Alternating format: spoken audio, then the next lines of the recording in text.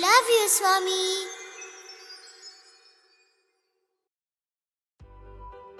Sairam children, hope you are well.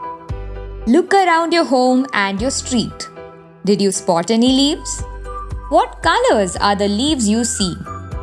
I've seen many shades of green, some yellow, some brown, and some even purple. The sight of trees with fresh green leaves is so soothing to our eyes. Even a little potted plant with a few leaves can cheer up your mood. Leaves are certainly beautiful. Have you noticed the different shapes of leaves? Some look like a water droplet, some look like a feather, others look like your hand, and some even look like a heart. Leaves are of different sizes too. Some are wide, some are thin, some are huge, and some are tiny. Leaves also feel very different. Every tree and plant has leaves that are unique in shape, size, color, texture, smell, and even taste. But what do leaves do? To understand this, let us think about what plants need to grow. They need water and sunlight. Well, the roots help in getting water from the ground. But what captures the energy from the sunlight? Every green colored leaf has a special material or a pigment which is called chlorophyll. This chlorophyll absorbs the sunlight, traps the energy, and paints the leaf green.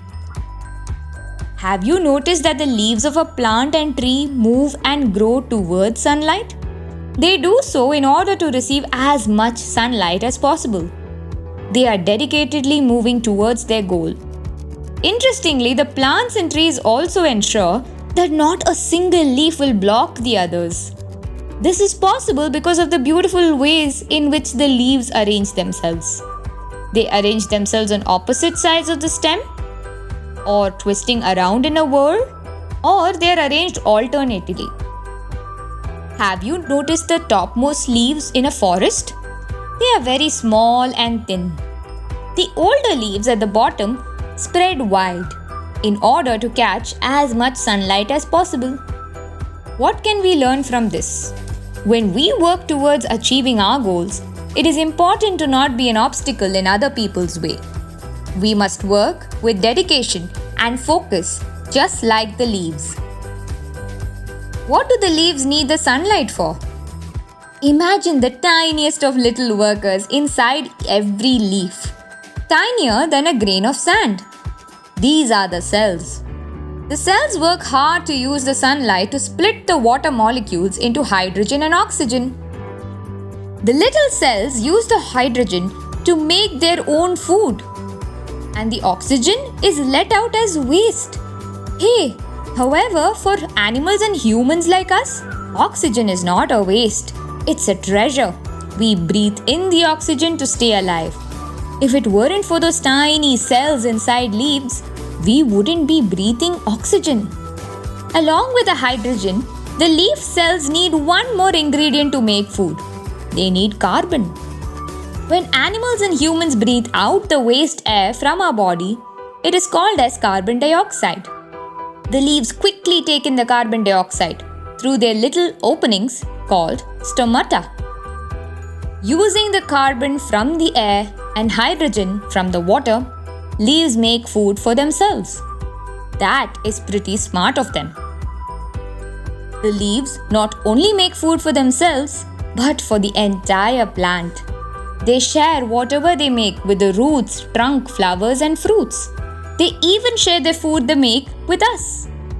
We all eat different types of leafy vegetables, right? Here are a few that you might recognize: palak, moringa, coriander, mint, basil, mustard, fenugreek, cabbage, lettuce, kale, etc. We also use leaves for medicinal purposes. Tulsi, neem, mehendi, Spanish thyme have all been used to treat a variety of diseases by people for centuries. Leaves provide us with oxygen, food, medicines, shade, and so much more. People even make plates and cups out of leaves. In the olden days, humans used to use leaves for clothes. In Hawaii, a grass skirt is still part of their traditional dance wear. What beautiful lessons the leaves part to us, to share and care for all. Like the leaves, we must too be of use to others in this world. Our cosmic task is to be a part of this world and provide help and service.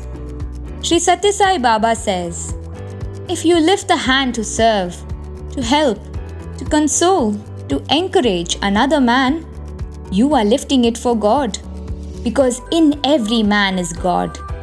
Be of service to others, for that is giving yourself to me. It truly is amazing to look around and see the leaves around you. Each and every green leaf that you see is quietly doing this amazing work of making food and oxygen for all living beings. They do this as their duty without expecting rewards. There is something else that leaves do. Shall we see what is that through an activity? When the leaves take in carbon dioxide, they give out the excess oxygen through the stomata. Similarly, when they take in a lot of water through the roots, what do they do with the water that they don't need? Humans and animals are known to sweat. Let us see what the plants do. Here are the materials that you will require. You will need a plant in sunlight, a plastic bag, a rubber band to seal the bag, and a watering can. Water the plant well and tie a plastic bag around some of the leaves of the plant. Remember to not cover the stem or the flower. We are only testing the leaves. Leave it in the sun during the morning. In the evening, take a look at the bag. What do you see? How did all of the water droplets come into the bag without it raining? The stomata releases excess water into the air. This is called moisture. When the leaves of trees give out a lot of water and the air becomes heavy with moisture, the water droplets fall back down as rain. Can you find out about the different types of leaves found around the globe? What is the difference between leaves in the desert and that in a rainforest? Who prepares food in your family? How can you help them? Where do the ingredients in your daily meals come from? How do the roots send the water to the leaf? Would you like to find out? Saira.